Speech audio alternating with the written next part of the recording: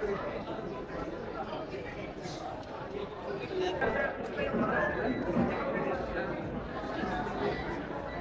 Island. Makarang Island. Okay lang, sir. Ay, nag-YouTube ka ba, sir? Ang pag-silkeri.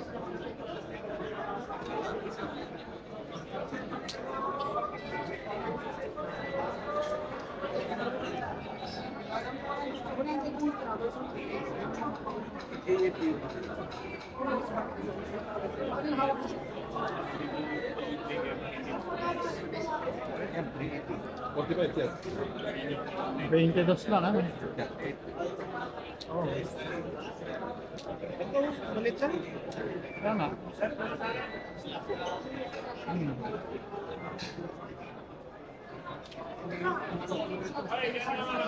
Second round. Pag-silkeri. 7 lang. 9mm pa rin. Hindi, mas malit na konti itong Predator, no? Sa 9mm. Mas malit na konti. Kaya, sa rounds, lamang pa rin sa 9mm. Ah,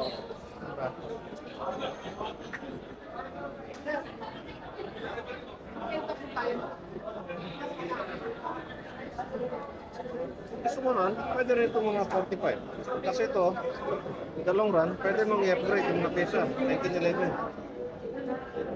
Yung maganda yan, standard naman eh. No? Oo. Marami siyang aftermarket na upgrade yan. Pero tanong natin kung ano yung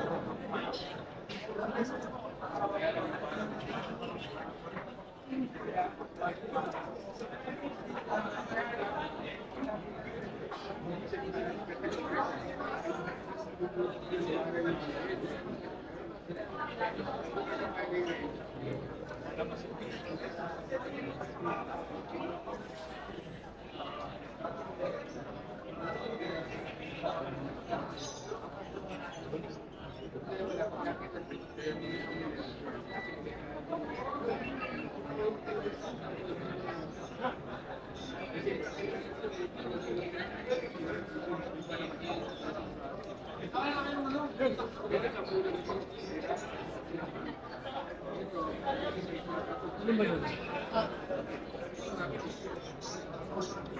Daily bang 41?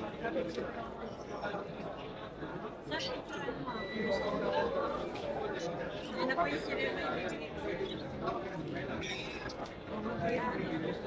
Ipapulot mo natin. Tapos pagpunasan, kasi pagka ito hindi punasan, kahahawak mo. Hindi, pwede mo nang pupunasan. So wala na rin naman silang upgrade na. Ano yun? Sabay ko na sa hambulan din. Diyan sila sa kayo. Kasama ko sa sanay.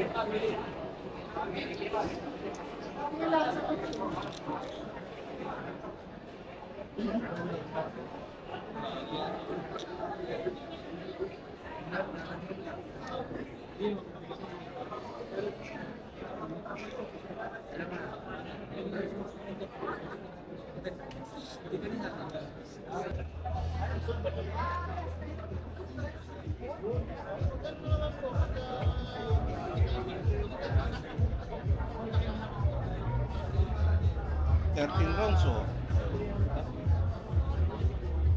Maganda dito nga, ano 17. Kaya lang yun, mabigat din. Iba yung timbang nung C9 mo. Ito ay, ano yan, made in the Philippines yan. So, ito 9mm naman din to. Ito 45. Parang ito yata yun eh, nakita ko. Green Meron siyang, 5. bakit siya kaya? May coin, tsaka sabi ni Sir Ito, may Marvel na, oh.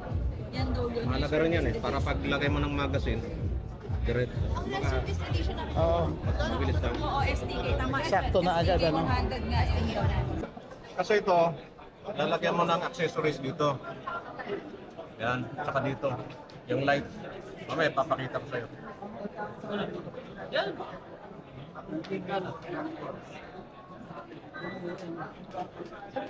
Station, 30 plate tayo. Ano? Pero hindi na rin mabigat yung ano, yung hindi man sale. Yung ibang sale, medyo 10,000 ako. Anong week kaya? Wala ba sa akin? Ito eh. Ayun yung ano ba? 30. Ay, manok dyan kami. Credit card. Ano naman ako pwede? Laki doon. Mas malaki-laki.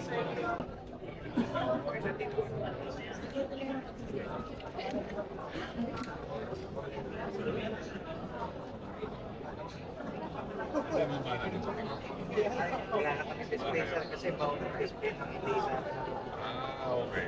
ng port lang. Ang maniliit lang. Manipis na.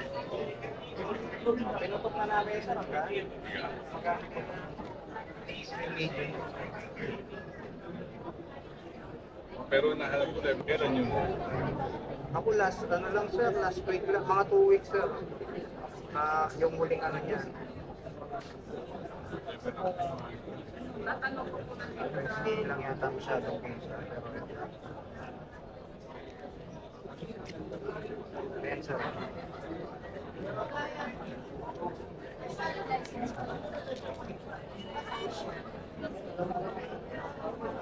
Wala akong mabigyan yung request sir eh. Sir, ganyan lang kagaya din sir, di mo gumagalaw yung mga. Hindi ka nga gumagalaw. Kasi umaalagalaw yung ano. Ganyan sir, ganyan sir. Ito yung mga tingin ko. Opo, ito yung sige sir.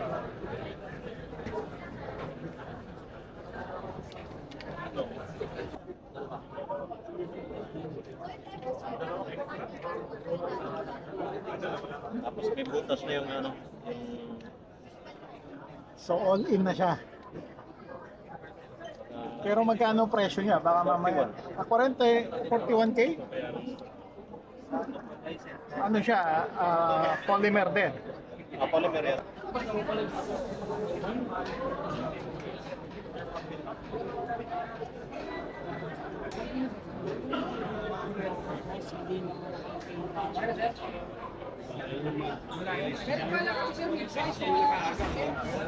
Pero star view mo, ay wala kong star view kanyang backstrap.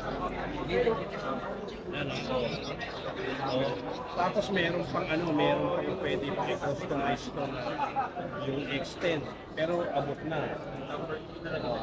Meron pa ito yung gusto ko i-fit yan. Kasi pwede na lang yung extend yan yung pare. So, ano abot na abot na. Sa pagbili ng firearm, need mo mag-apply ng LTAP, License to Own and Possess Firearm. Meron required na psychological exam ito. Needless to say, nagagastos ka. Around 5 to 7K gastos dito. If mabigyan ka ng LTAP, merong registration kada firearm. Yes, parang sasakyan, nire-register din ang firearms. 7,000 ang registration fee per firearm. Yes, ito ay nire-renew din once mag-expire. Alam ko 2 years ang registration per firearm, so you need to renew each time mag-expire ito. Lastly, if you intend to carry your firearm outside of your residence, you need to apply for permit to carry firearm outside of residence or PTC. Yes, meron ulit additional na gastos. 12,000 ng PTC. So, paano yan? Yung registration cost ay roughly 25,000 pesos ang cost. O 26,000 pesos ang cost. Saka mo i-add yung cost ng mismong firearm. Halimbawa, kung 25,000 yung gusto mo na firearm, bali magiging 51,000 ang cost kasi mayroong required registration papers and permits. Hehehe, yes, magastos mag-own ng firearm.